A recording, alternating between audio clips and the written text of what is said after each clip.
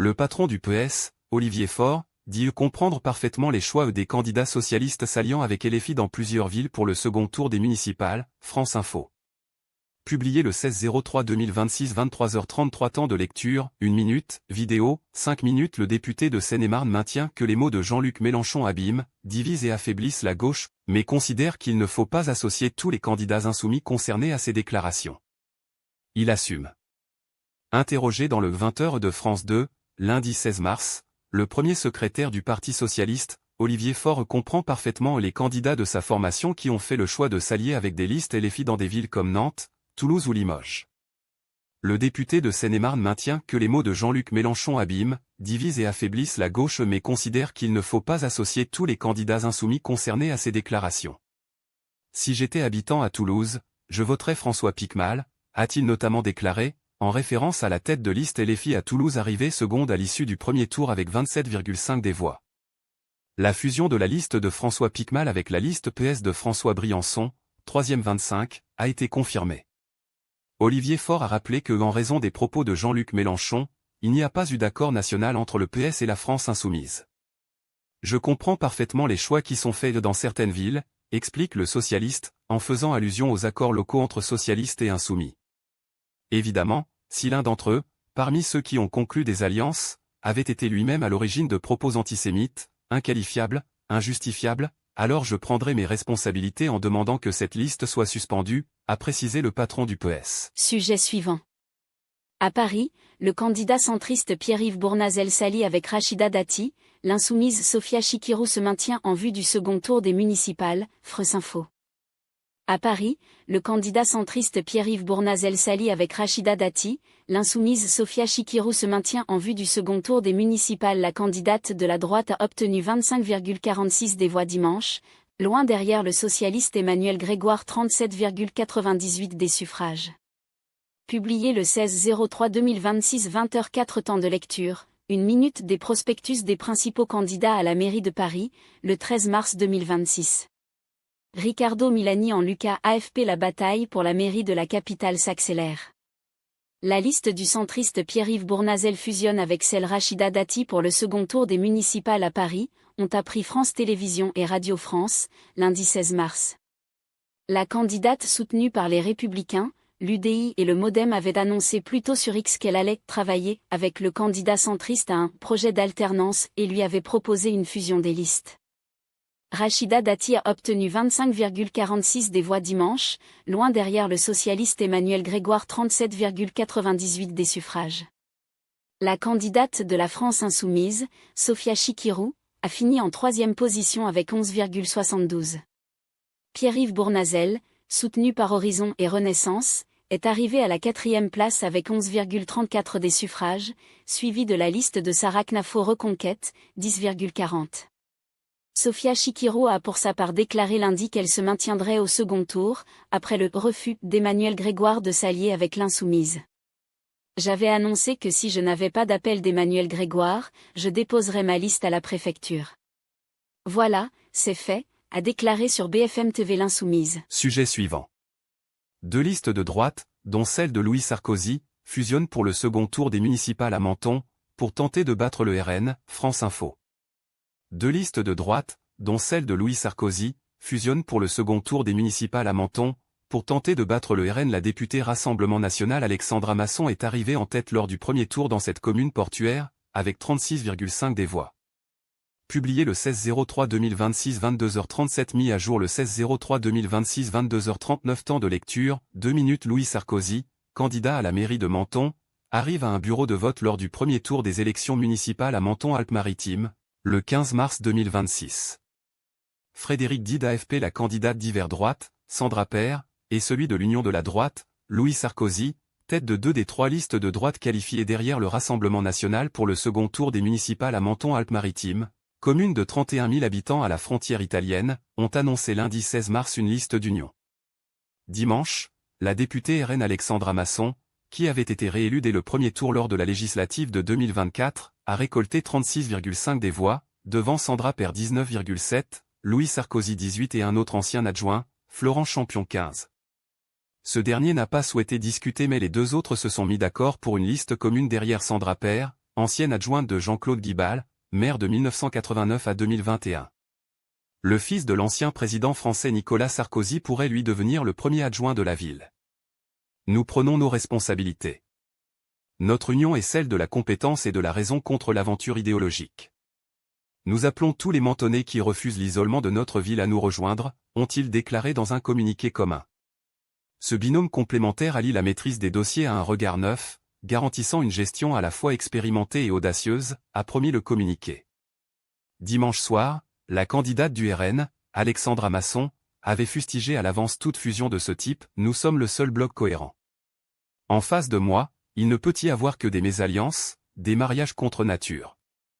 Pendant la campagne, Sandra Peire, très implantée localement, avait fustigé pendant la campagne le manque d'humilité du fils de l'ancien président, débarqué l'an dernier des États-Unis. On a un influenceur à Menton, avait-elle déclaré à l'AFP, en raillant ses prises de position iconoclastes sur la suppression du code de la route ou la légalisation des drogues. Lorsque Louis Sarkozy a été investi par LR, Sandra Peire s'est filmée découpant sa carte du parti. Et lui n'a pas manqué une occasion de rappeler qu'elle a été condamnée en appel en novembre à 2 ans d'inéligibilité pour prise illégale d'intérêt et pourrait donc être obligée de démissionner si la condamnation est validée en cassation. Sujet suivant.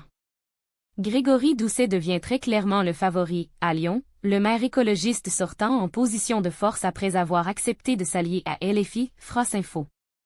Grégory Doucet devient très clairement le favori, à Lyon, le maire écologiste sortant en position de force après avoir accepté de s'allier à LFI. L'édile a donné lundi son accord pour une fusion avec la liste de la députée La France Insoumise Anaïs Belois-Sachrifi, 3e dimanche soir, en vue du second tour des élections municipales 2026 face à Jean-Michel Aulas.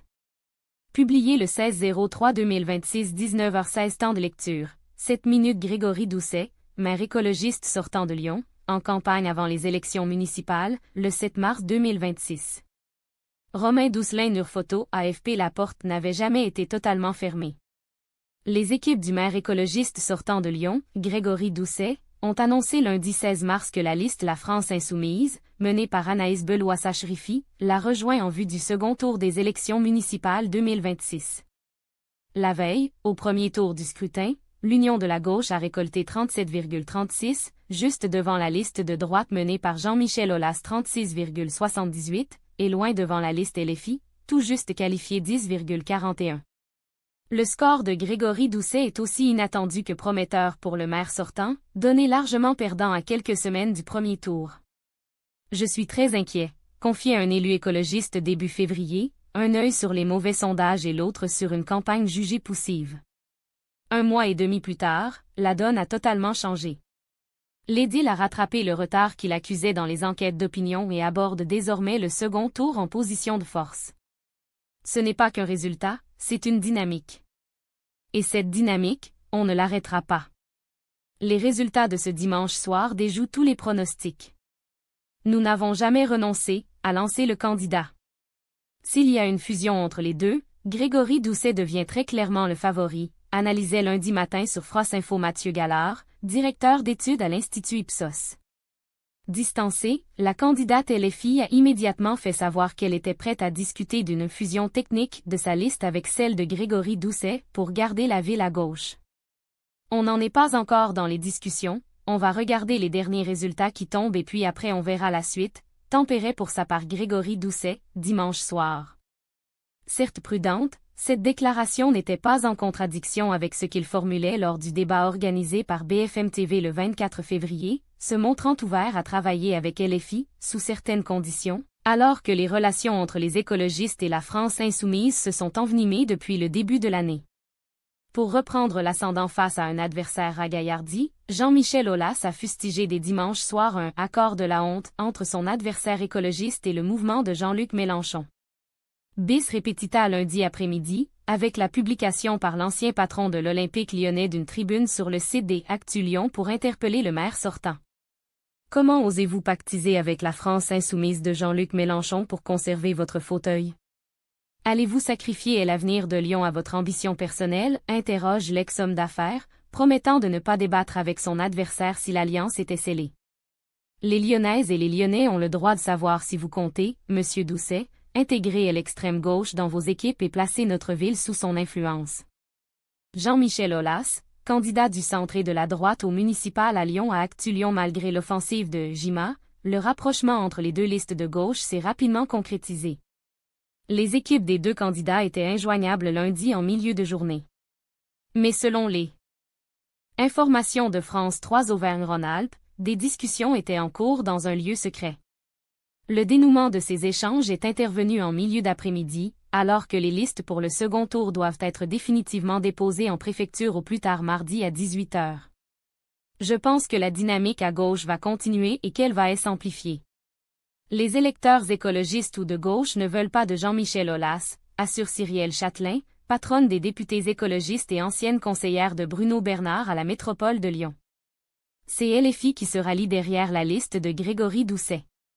Nous aurons donc le même programme qu'au premier tour et sur lequel nous avons été élus, il n'y aura aucune concession sur les propositions, a précisé un proche de l'équipe Doucet à France 3 Auvergne-Rhône-Alpes. Il s'agit d'un accord technique, LFI ne sera pas présent dans l'exécutif et nous ne bougerons pas de nos positions sur nos points de désaccord avec eux, comme sur le thème de la sécurité. Cette fusion technique, à la différence d'une fusion programmatique plus large, constitue le premier temps fort de cette courte campagne d'entre-deux tours, et l'ancien président de l'OL pourrait s'en saisir pour tenter de retrouver l'élan qui lui a manqué avant le premier tour. Dans ce contexte, un mois après l'agression mortelle du militant nationaliste Quentin de Ranque, qui a kidnappé à la campagne locale, l'attitude des soutiens d'Alexandre Dupalais va être observée avec attention. Le candidat de l'extrême droite a récolté 7,07 des voix. Ces électeurs vont-ils massivement se rendre aux urnes pour empêcher la réélection de Grégory Doucet? Il y a effectivement un risque de report de l'électorat du RN vers Jean-Michel Aulas, c'est pour cela qu'il faut continuer à se mobiliser pour le second tour, met en garde Cyrielle Châtelain. Un élu écologiste se montrait plus confiant lundi après-midi, notamment concernant les électeurs de centre-gauche de Grégory Doucet, ça va le faire. Je ne crois pas que les électeurs du premier tour se reportent vers Jean-Michel Aulas, ils comprennent pourquoi la fusion a été négociée, estime-t-il. Sur les bords du Rhône et de la Saône, la bataille ne se joue d'ailleurs pas que pour la municipalité de Lyon, mais aussi au niveau de la métropole, lors d'un scrutin complexe. Cette collectivité territoriale dispose de nombreux pouvoirs, du développement économique à la gestion des collèges, en passant par les politiques de solidarité. Pour ces élections métropolitaines, LFI a appelé lundi la majorité sortante écologiste et de gauche de Bruno Bernard à fusionner leurs listes pour faire barrage à la droite et au centre au second tour. Les listes de la LR Véronique Sarcelli, candidate à la présidence du Grand Lyon alliée à Jean-Michel Aulas, ont remporté dimanche dès le premier tour 37 des 107 sièges au Conseil de la métropole. Bruno Bernard, le président sortant de la métropole, s'était aussi montré ouvert à une alliance avec LFI, mais cette option risque de poser problème pour les élus de place publique qui sont présents sur sa liste. À Lyon comme ailleurs, le mouvement de Raphaël Glucksmann a répété son opposition à une quelconque participation municipale à des alliances avec LFI, un an avant l'élection présidentielle sur laquelle tous les partis ont les yeux rivés. Sujet suivant. Carte. Visualisez qui est arrivé en tête du premier tour des élections municipales dans les plus grandes villes de France, France Info. Le Rassemblement national en embuscade à Marseille, Jean-Michel Aulas juste derrière Grégory Doucet à Lyon, 3 candidats à plus de 20 à Bordeaux. La soirée du premier tour des élections municipales s'est terminée avec des scores serrés dans certaines grandes villes de France. Grâce à notre carte, visualisez qui est arrivé en tête dans les communes de plus de 10 000 habitants lors du premier tour des élections municipales 2026, dimanche 15 mars. La taille des points sur la carte est proportionnelle à la population de la ville. Sélectionnez un secteur sur la carte pour consulter les résultats du premier tour des élections municipales 2026. Les résultats de ce premier tour confirment une nouvelle fois la fin des duels classiques Parti socialiste contre les Républicains dans les grandes villes. La multitude de listes d'union de la gauche hors LFI, de listes divers droite ou d'extrême droite dessine une carte fragmentée. Dans le détail, des listes divers droite sont en tête dans 37,2 des communes de plus de 10 000 habitants. Le chiffre tombe à 15,3 pour le bloc centriste Renaissance, Horizon, Modem et à 13,4 pour le Parti socialiste et ses alliés. Les Républicains et leurs alliés arrivent en 5e position, derrière les listes divers gauche, avec 10,1 des grandes communes. Le Rassemblement national, ses alliés et les autres listes d'extrême droite arrivent en tête dans 50 villes de plus de 10 000 habitants, dont 11 gagnées dès le premier tour. Les villes bleu marine se voient particulièrement dans le sud de la France, à Nice, Aubagne, Toulon ou Nîmes. Le parti de Marine Le Pen arrive également en tête dans 3 des 8 secteurs de Marseille aux élections des mairies d'arrondissement. Dans certains de leurs bastions, les candidats d'extrême droite ont même été réélus dès le premier tour. C'est le cas à Perpignan, où Louis Alliot l'a emporté dimanche. Toujours forte dans plusieurs grandes villes, les listes d'union de la gauche arrivent à nouveau en tête dans les 3 plus grandes villes de France, Paris, Marseille et Lyon. Mais elles sont souvent talonnées par des candidats de droite, voire d'extrême droite comme à Marseille avec Franck Alizio RN, à un peu plus de 2 points derrière Benoît Payan. À Bordeaux, c'est une triangulaire serrée qui se dessine. Le maire sortant, Pierre Urmic, qui mène l'union de la gauche 27,68, fait face à 2 listes du centre, l'une menée par l'ancien ministre des Comptes publics Thomas Cazenave 25,58, et l'autre par le candidat divers centre Philippe Dessertine 20,2, qui crée la surprise. Les 3 candidats passent le premier tour avec plus de 20, et seulement 2 points séparent Pierre Urmic et Thomas Cazenave.